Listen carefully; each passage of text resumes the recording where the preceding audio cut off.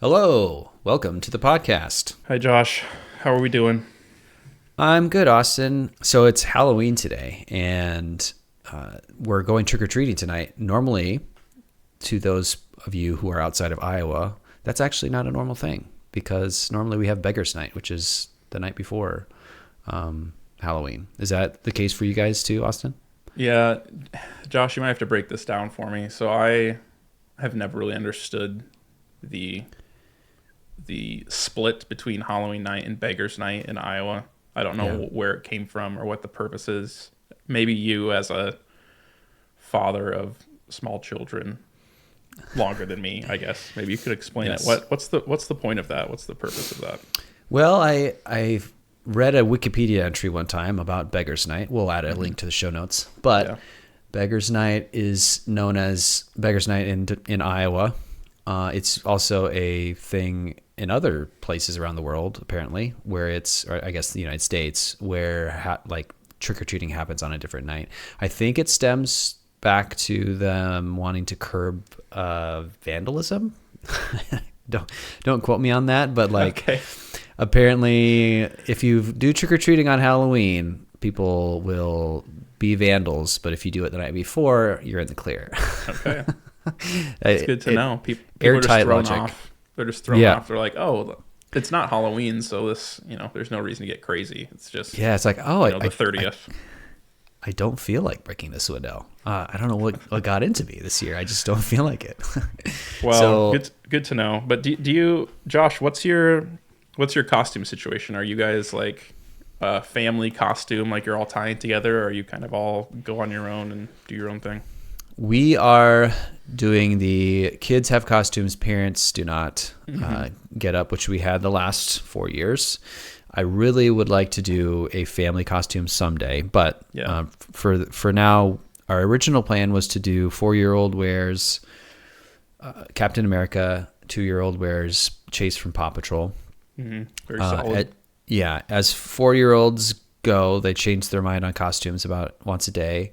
And so I'm probably going to do Spider-Man tonight, which he did last year, which is fine. Okay. Yeah, that's good. You can't go wrong with that. Yeah. How about you? A superhero. Yeah, I don't think we're going to go for candy this year. So my daughter is 1.5, just over 18 months, which is like... It's pretty young still. It's young. I mean, we could pull it off. We could make it work, but it'd be like, mom and dad are just carrying her from door to door because she's not going to want to walk that far. And then she gets a giant bag of candy that, the amount of sugar in there would probably put her to a coma. So yeah, probably not going to do it this year. We will probably pick it up next year on Beggars Night 2025. Will probably be our first go around. But yeah, I mean, growing up, we weren't a huge trick-or-treating family. We lived in the country, as they say. Is that a well-known term, like living in the country? Is that like a Midwest thing? I don't know. I mean, I grew up knowing that I lived in the country, which means I was about 15 minutes drive out of town, out of any sort of established township. But maybe it isn't out of the Midwest. People just... What does country mean to people? I've never thought about that because it's kind of an odd term. I'm living in the country. I'm technically in the United States. We're in the United States. But I grew up in the country, which is to say not in an established city. So trick-or-treating wasn't viable like around our actual house. Every once in a while we'd drive into Boone, the nearest larger city to us, and we'd do a little bit of trick-or-treating there. But it wasn't a huge thing in my childhood, so I'm not like rushing to get out there and get a bag full of candy for my 1-year-old. But pretty soon, I'm sure we'll be there. Yeah, I remember when we first moved to this house a couple years ago, and our oldest Barrett was still 2. He was almost 3. He was still like a very kind of outgoing 2-year-old, but when we got out and saw all the costumes, he was pretty scared. Yeah. Still a little bit too young, still didn't quite understand the concept of walking up to a complete stranger's house, sticking your hand in a bucket and like taking a piece of candy. So we definitely did not do much trick-or-treating that first year, and he was, I think, older than yours. So I bet next year, though, you're going to be out there doing some Trick-or-Treating. Yep, I think you're right, because, at minimum, it's an excuse to put put her in a cute costume, and I don't think we'll want to pass up that chance again. But it does seem kind of counter to like the concept of teaching your kid about Halloween when they're like 1 or 2 is like counter to every lesson that you've taught them thus far in life, which is like don't run up to strangers, stay away from people that are dressed in odd clothing and you don't know, and don't take food items from people that aren't your family. All that, throw it out the window for one night a year. I wonder if that would confuse a young mind, but I guess we'll find out next year. Maybe the fact that everyone's wearing costumes makes it okay to talk to strangers and take candy from strangers and run in the street and all that stuff. Yeah, when we can just tell them, I'll just tell her it's Beggars Night. It's not Halloween, it's Beggars Night. So it all makes sense then. Right. Yeah. Again, with the vandalism. I grew up in the country and we did Halloween in Stratford, not Boone. Mm-hmm. And we still got a pretty good haul from Stratford. Yeah. Like you can cover a good chunk of Stratford in a minivan, drive at about 5 miles an hour. The kids hop in and out, no seat belts. You go up to a house, get your candy, run to next door, and then end of the block, hop back into the minivan. So yeah, it's pretty effective. The nice thing about Stratford, our hometown, very small town again.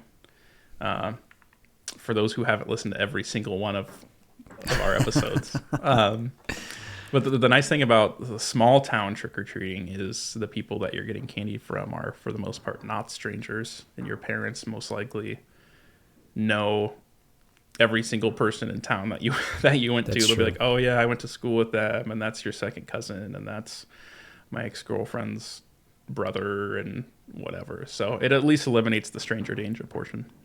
That's so true. Yeah. Cool. Anything else new other than Halloween and trick-or-treating? I don't think so. I think we're getting close to the holiday season. It's rapidly approaching. My wife mentioned to me the other day that she was just casually threw in like, oh, I was looking online doing some Christmas shopping. I'm like, what? What are you talking about? We haven't even hit November. That thought hasn't crossed my mind one single time.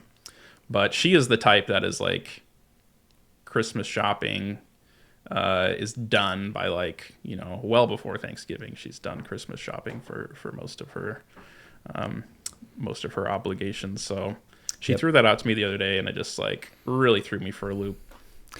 So are you an early Christmas shopper, Josh? Man. Because if you are, now's the time. You got to get in. I know. No, we have the same shopping profile of wife. Bree is also an early shopper, so she will have all shopping done by well before Christmas, maybe even Thanksgiving. And so, like the other day we were waiting in our car to go in for brunch, and we were going to get a text to when our table was ready, and Bree she pulled out her purse and her credit card and was on her phone. I was like, what are you doing? She's like, oh, I'm Christmas shopping. Just buy a present. Just on a random Saturday in October. It's 78 degrees out. Yeah, I know. Yeah. No, I'm also very, very late Christmas shopper. I always end up feeling guilty. It's like, oh, I should have put more thought into this.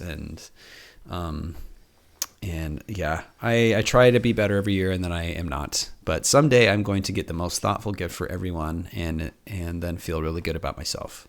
Man, we are so much in the same boat. So in the same boat. I wish.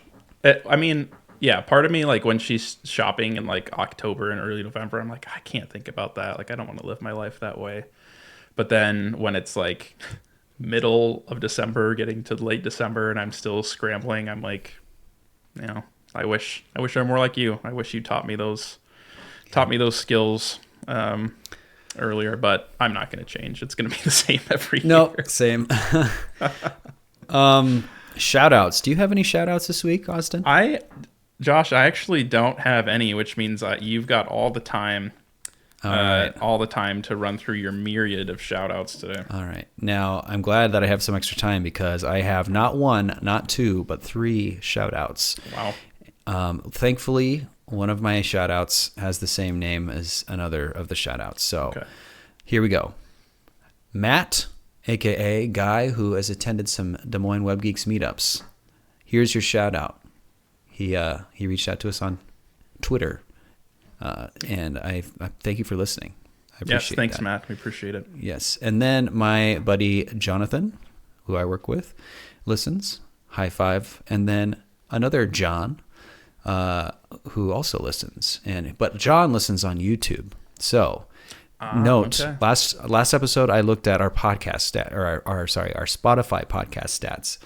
Now that may be misleading because we have our share of YouTube listeners. Should we pull up our YouTube listeners? If you throw in the handful of YouTube listeners, Josh, we've got to be breaking 10.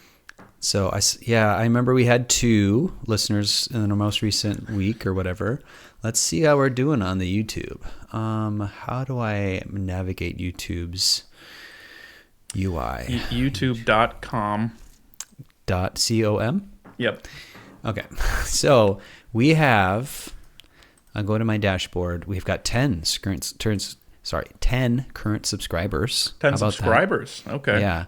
Wow. Last 28 days, 10 views, and a total watch time of 1.6 hours. Yeah, that's solid. That is 1.6 hours we've taken away from society that people have been looking on. That's not the way I look at it. That's not the way I look at it. And then total views of our last episode, 7. Not Boom. bad. It was just released on Monday, so that's fine. But our previous one was 13. Yeah, that's going to grow. I mean, that's just going to be a rocket ship, I think, over the next couple months. So get it on the ground floor, like John, be an early subscriber, and it's going to benefit you in some way. Yes, absolutely. So that concludes shout-outs. Be sure to let me know if you want to be shouted out, because I'd love to do it next time. It's a fan favorite segment, I think. Yes.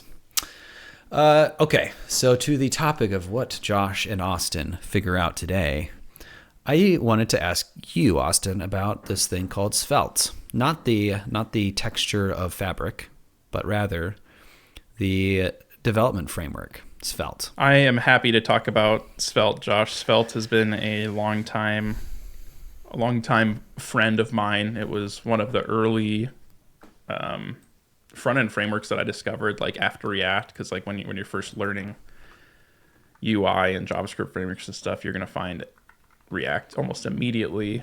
And after finding React, you're also going to encounter all of the problems of learning React very shortly afterwards. And then you look for alternatives, and you'll probably run into Vue and Angular, and if you're lucky, you'll encounter a little thing called Svelte, and that's something that happened to me relatively early on, just after they released version 3, I believe.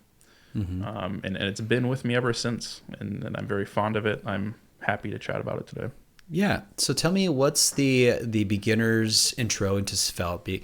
I guess, given that maybe as someone who knows about React and has maybe seen some other things like Vue, how does Svelte fit into the picture? Like, what's the selling point? Mm-hmm. Yeah. So Svelte, like I mentioned, it's another JavaScript framework in the vein of React and Vue. It was made by Rich Harris while he was working in newsrooms, namely the New York Times, and he wanted a tool that he could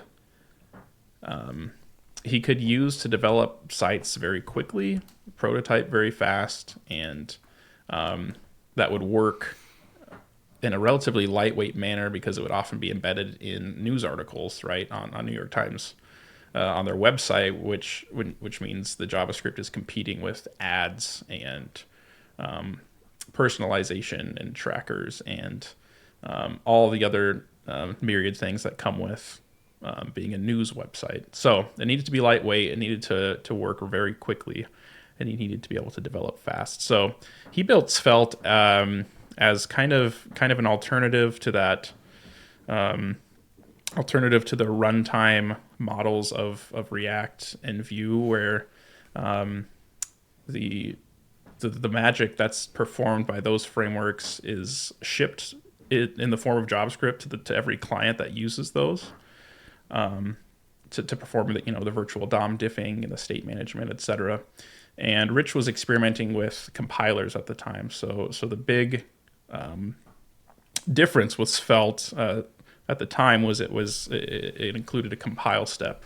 You were required to compile your Svelte source code in order to ship it and have it work in browsers. So you'd write your code in .svelte files. Your components would be in .svelte files. You would run it through a build step, which would compile all the nice developer experience parts of Svelte down to regular JavaScript that could run in the browser, and it would be very small, and it would be very very fast. And those were his main goals when he started. And the current kind of iteration of Svelte, when you think about Svelte, really started on Svelte version 3. That's when they really embraced the compiler and made a lot of changes to the syntax and made the developer experience really good. And that's kind of when it started to gain a little bit more of a mind share in the developer community. And that's also when I came along. So Svelte 3 on is kind of how I've been involved. And I've enjoyed it ever since.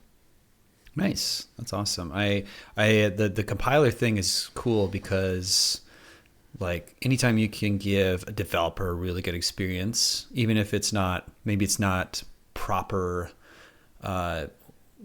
code that's web spec compliant or whatever, but it still looks and feels kind of like you're editing a website is really neat.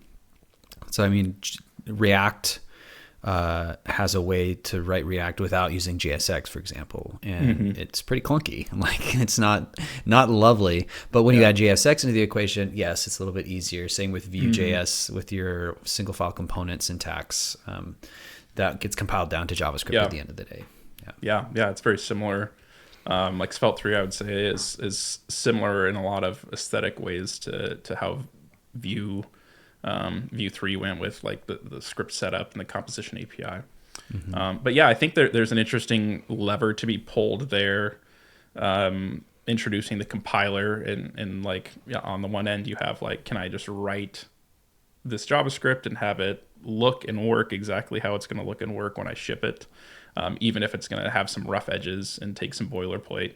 And on the other end, if you introduce a compiler, you can actually write whatever you want, essentially. Like Svelte is kind of its own language in a way. That's why it's written in .svelte. But you can kind of craft an ideal developer experience. Then you hit that compiler button and get the output. Now, there are trade-offs, of course, with shipping source that you didn't write, essentially, and having the build step. But most modern web applications have some kind of build step anyway, so it can slot in there nicely. And you can get those developer experience wins. Yeah, awesome. What I'm trying to ask this in a way that can be described with mouth words over an audio format. But like, what's the authoring experience like? Do you have like state defined? Like in React, if I want to use state, I pretty much would go and reach for a use state hook, and then I have a getter and a setter. And then I would apply that and modify it in event callbacks in my elements. Is a similar setup to Svelte, or is there some other magic happening?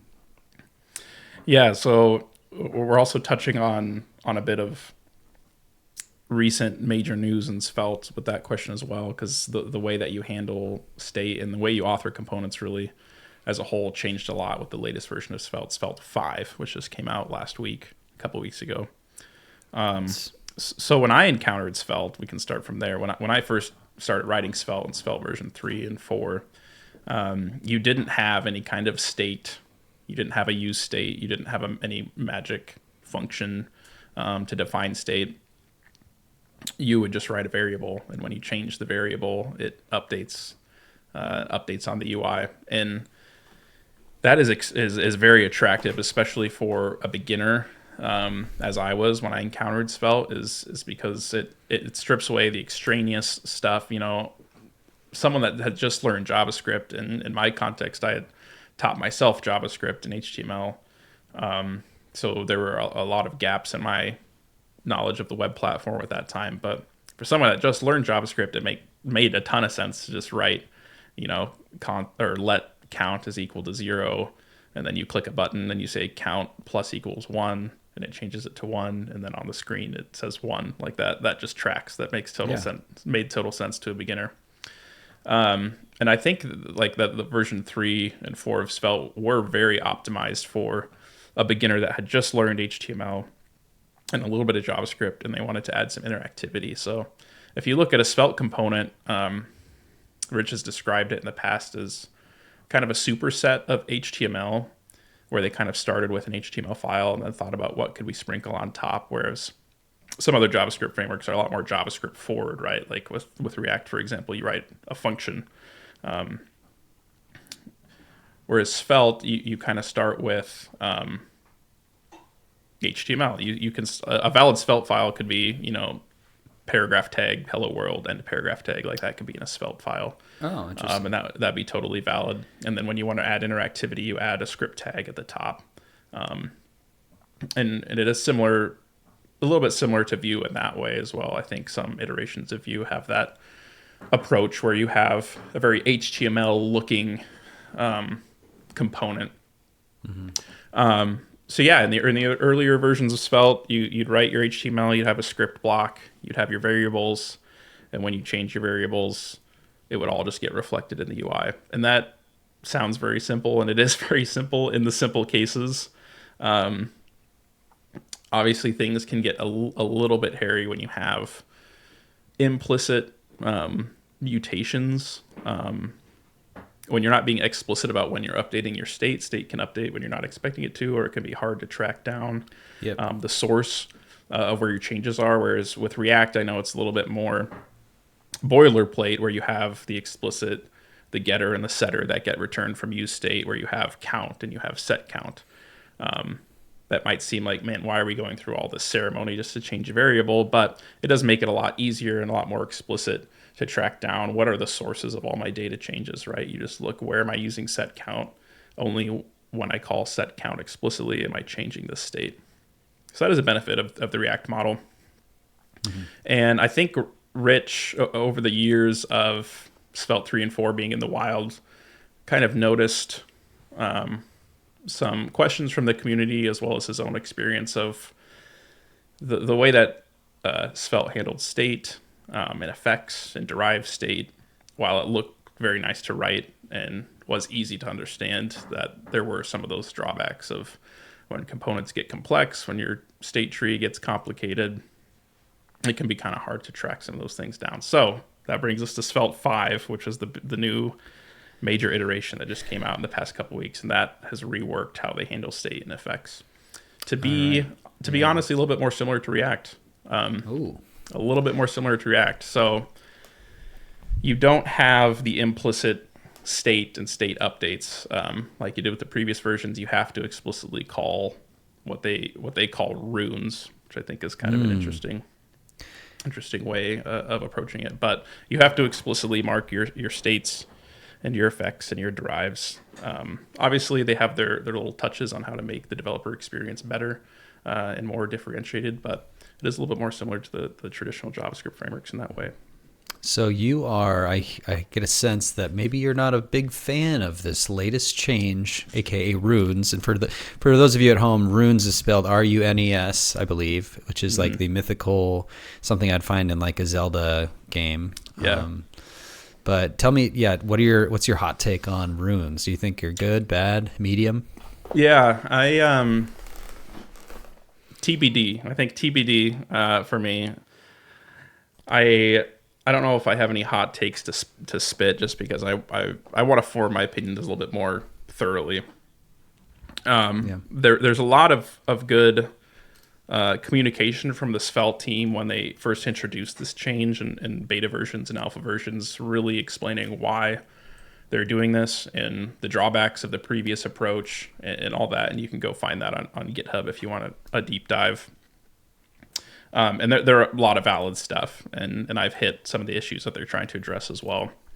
I do think there's something lost, though, a little bit with this new approach, and that's, I think, that simplicity for a beginner and simplicity for smaller components. Like, it does, just at a high level, it makes Svelte look a lot like Vue or React from an authorship perspective. And I think there's something lost there a little bit. I really appreciated how Svelte was kind of blazing its own trail and kind of taking its own approach. And I appreciate having really varied mindsets and varied approaches in the JavaScript framework ecosystem, just for the sake of trying lots of different stuff, right? And seeing what what approaches really bear out over the long term. Different strokes for different folks. I mean, people like to think different ways. People approach their development in different ways. So I liked having a wider variety of approaches for authoring UI components. I think a little bit of that is lost with the Runes approach, just because, at a high level, it looks similar to the other frameworks, and that's not necessarily a bad thing for Svelte. I think it might be able to be very good for Svelte in the long run. Obviously, they have problems they're trying to solve with this approach, but that's just my own personal opinion, and I would need to spend more time with Svelte 5 before I come down with my final Austin declaration on whether it was good or bad. But that's just my initial thoughts. Yeah, I think it's interesting that all these front-end frameworks seem to have the same sort of story as they hit those initial early versions where Vue 2 was a certain way, like your interactivity was defined with a single JSON-like object or JavaScript object, and everything was nested in there. And so you'd find these, it was simple, but you'd find these situations where you had just deeply nested things, and it was long, verbose, and hard to kind of dynamically, programmatically set some things. And now with Vue 3, I think they took a step back and they have like a script tag where it's you're writing JavaScript in the top module scope, and the state that you define there is tracked if you use a certain special function. I forget what it's called. Maybe ref or something. And then you just use that value in your components below, and it's like saves you like dozens of lines of object code. So like that type of transition, I think, was multi-year. It's still like not forced upon you, I don't think. But I think it probably strikes some people as like awful. Other people as like, oh, thank goodness. And it's just one of those things I think you have to deal with if you want to keep your framework alive and fresh and modern. You're going to have to make some changes over time. And that's going to have different effects on different people, I guess. Yeah. It's definitely part of the natural evolution of Svelte, just like as it gets more usage in the broader ecosystem, as people hit very similar problems, especially as their apps scale and grow. The Svelte team was obviously making these, they weren't just making these changes for fun. They had issues they were trying to solve, approaches they wanted to take. But as just in like the general framework landscape, and maybe this is a bit of a hot take because I know there are a lot of people that are very strong framework fan boys. But like the UI framework, the major UI frameworks, there's really not that much of a difference between them. Like at the end of the day, you can build anything with any of them. They all have component state and ways to trigger effects, and you compose your components in a tree, and you have styling, and there really isn't that big of a gap between them. It really comes down, a lot of it comes down to syntax preferences and what you encountered first and what you're used to. There's literally no indication from an end user perspective that it's a different thing, right? Yeah. Yep. Yeah. 100%. So I think from that perspective, it made me a little sad because Svelte was one of the more different ones, like that actually took different approaches, and looked very different, and definitely had its fans. So from that perspective, a little sad to see it aesthetically, at least, and syntactically at least, look a lot similar to the other ones. But I think they do have a lot of exciting changes and improvements, and I think the Svelte community will come along and grow significantly after this. Yeah. Speaking of new Svelte, they also launched a new marketing website with a very, very controversial font. Struck quite a nerve on the internet discourse of the serif font that is used everywhere now for prose and for headlines. I think they had valid reasons behind it. I don't care, like as long as it looks okay. It's fine with me. What are your thoughts on the font?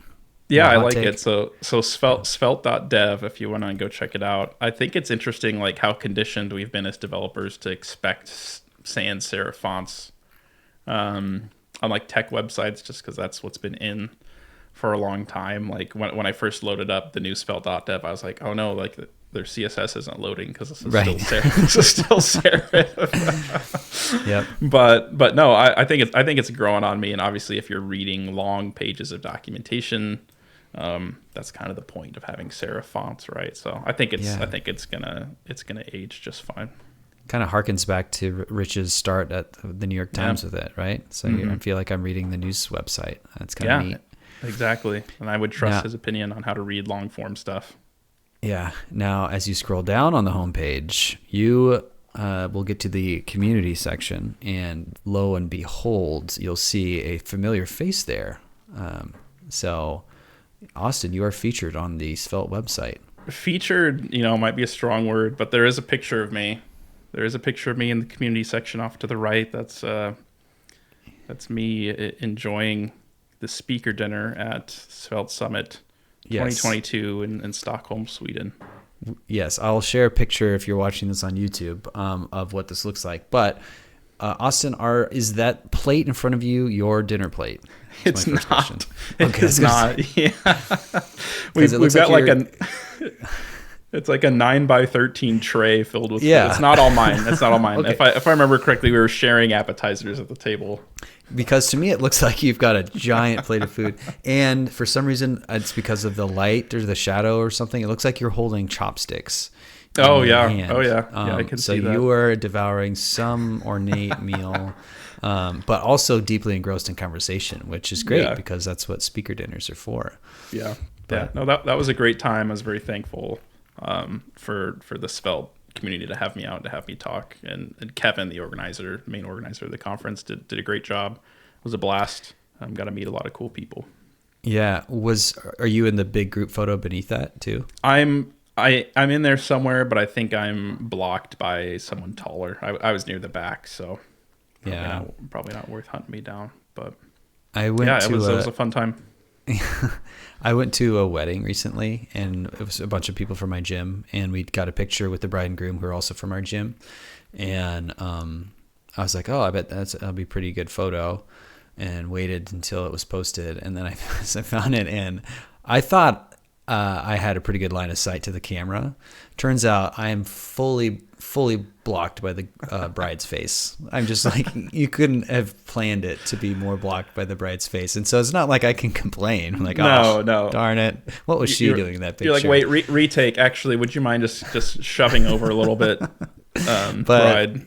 Yeah, so I'm saying, it's not worth sharing anywhere because I'm not really in the photo, to be honest. Maybe I'll share that picture of that too. I don't know if I can do that, but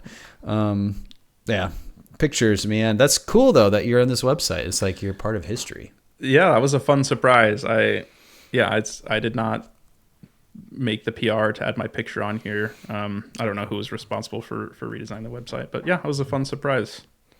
I would like to be part of one of those cool documentaries they do about a framework. Yeah. They've done one about Svelte, I think, and then Vue and React, and I'd like to be part of one someday. I don't know if I will be, but I just need to keep creating frameworks, I think. Keep making frameworks over and over again. Until one gets documented. New framework per day until one hits.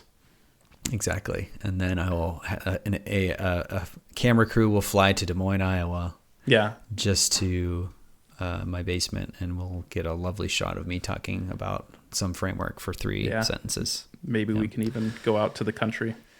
Out to the country. So Josh, I wanted to get your take, just like maybe a little bit more technical discussion here, but you're a technical guy. You have written some frameworks in your day. You've seen a lot of frameworks in your day. I wanted to get your opinion on this runes business that Svelte 5 has introduced. Yeah. So the idea with runes, they look a lot like a use state or like a ref function from React or Vue. Like if you want to keep track of some state, you write $state and pass in an initial value. Obviously, the Svelte nicety is that's a global function. You don't have to import it, and you don't get any explicit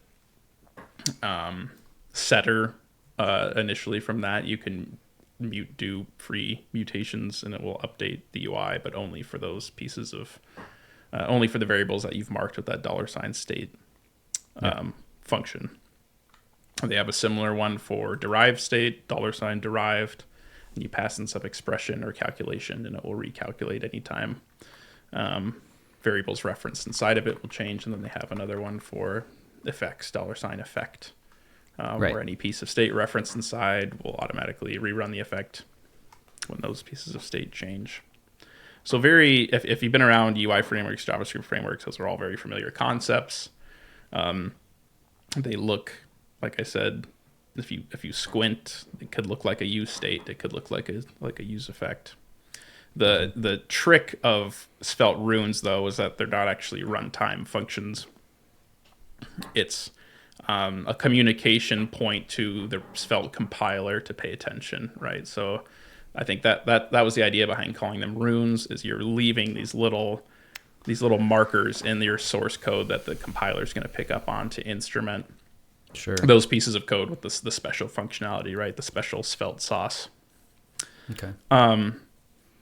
The other technical piece behind the scenes is that Svelte 5 is driven by signals behind the scenes, which is another hot word over the past few months, where the Svelte compiler is going to instrument all of your data and your data changes with signals, which are very fine-grained. It's not going to do a lot of wholesale re-rendering like maybe a React would, and they're supposed to be very fast, etc. Not things that I super care about as a Svelte user. It's just something that's happening behind the scenes to help keep your app fast.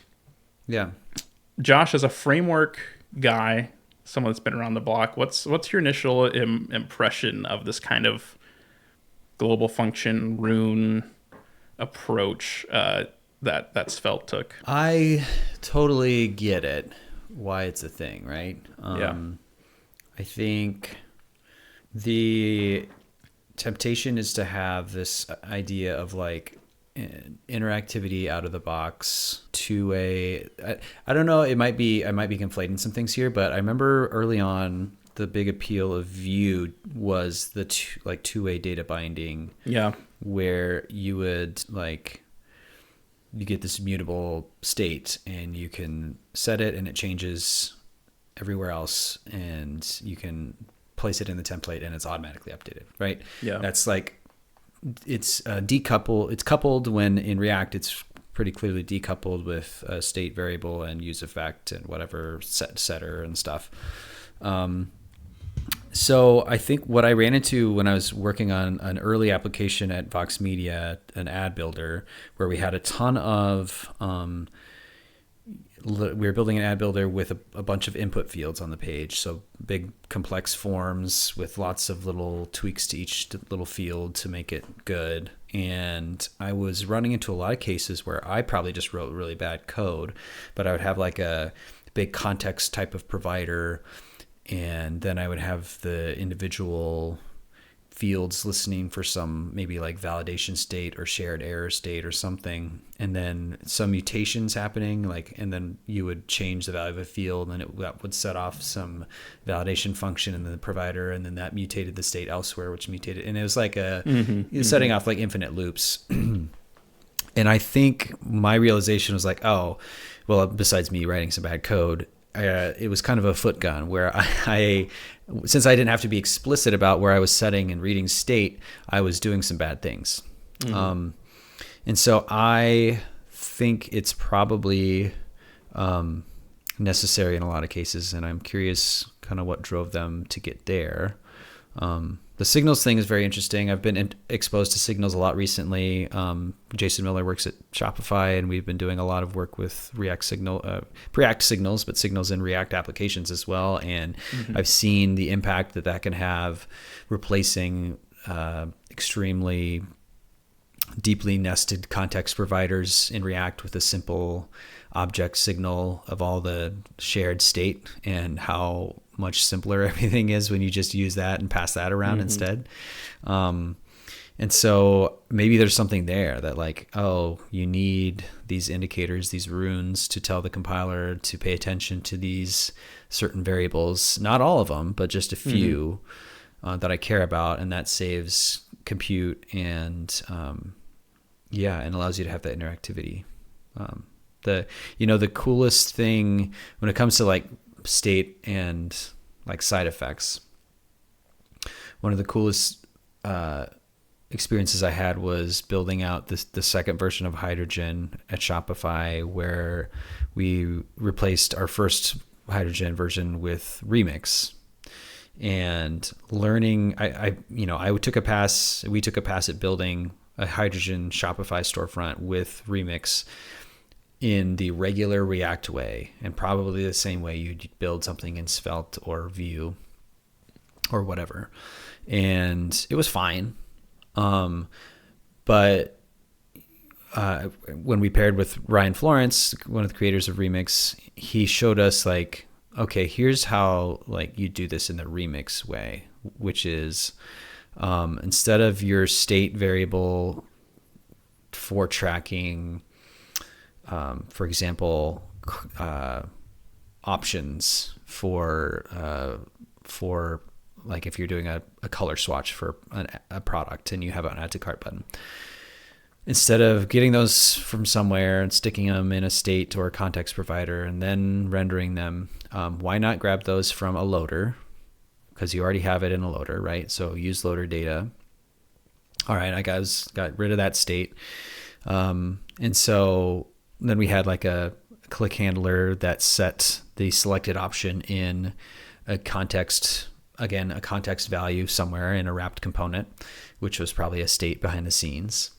And he's like, all right, instead of that, why don't you use a form element with an input field, like a hidden input, or use a link and store that value in the URL. And so he said, okay. And so change that, and that got rid of a bunch of other state and a bunch of other effects because it's just the user clicking on a thing. And all of a sudden, like all the use states and effects we had in our application were just like disappeared. And so I think that was a big light bulb moment for me is in terms of framework design, where leaning into either the existing primitives in the framework because of how routing is handled, or existing web fundamentals like form inputs, which have existed for a long time, and URLs, which are ever present. You can get rid of some of those things, and then you don't have to have all the like complex trickery going on. Now, granted, that doesn't work for everything. If you're building a really cool, interactive, fun, high performant, client side rich thing, you're going to have to add some state variables and some effects. You're not going to be able to stick everything in the URL params and rely on loader data for dynamic interactivity, but you can get pretty far without it. Yeah. So I think that's pretty cool. Yeah, I think that's interesting. Like even on the new Svelte docs, if you look at the docs for the effect rune, just kind of analogous to React's use effect. Yeah.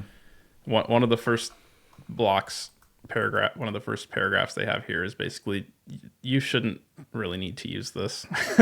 Like, yeah, this, or more like maybe that's not right, but more like this is your last resort. Like, come here, but only after you've explored every other option.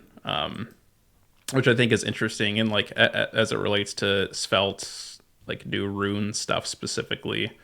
It was easy to get tangled with the older versions of Svelte because they had some other magic around doing side effects and derived data that were not explicit. It was very implicit on how that kind of stuff worked. So you would tie a tangled web very quickly with the old ways of doing things. And I think it's interesting with Svelte 5 that they're making some of those pieces more explicit, which if you just are looking at Svelte from a distance, you'd be like, well, that's not really in their ethos, is to make things have more friction and be more boilerplatey.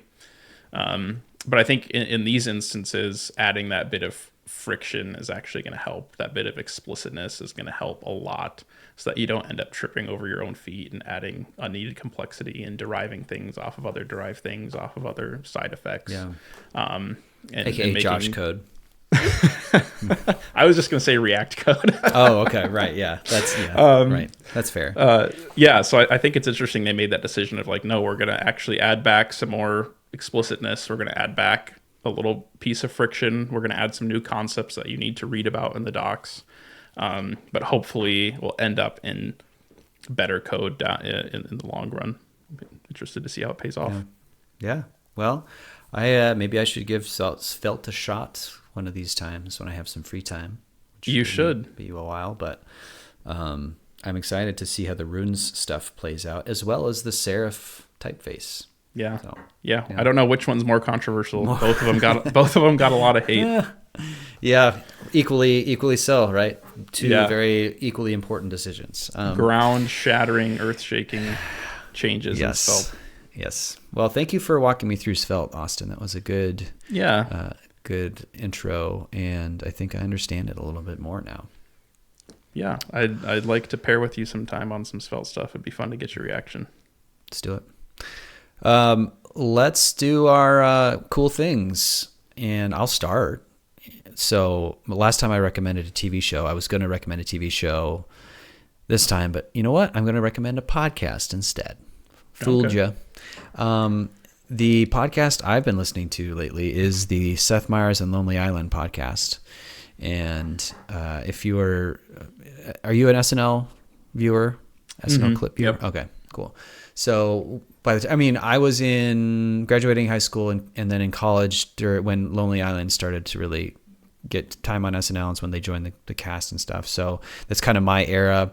And I loved a lot of their sketches, like mainly the popular ones, the ones that went viral and stuff, early internet viral. But I didn't, I'm not well versed in like the 100+ sketches that they actually ended up, the shorts that they've ended up doing. So at first, when a friend recommended this podcast where they go through episode by episode and review a different short each time, I don't think I'd enjoy that much, because it'd be like, all right, just talking about stuff I've never seen. But I cannot tell you how fun it is to listen to, like, behind the scenes, how they came up with these ideas, and how sometimes it was just fraught with like, all right, we're out of time, we're just going to come up with this random thing, and then it ends up being like a lightning in a bottle situation. But also just to look back at that era, which was like YouTube was barely a thing.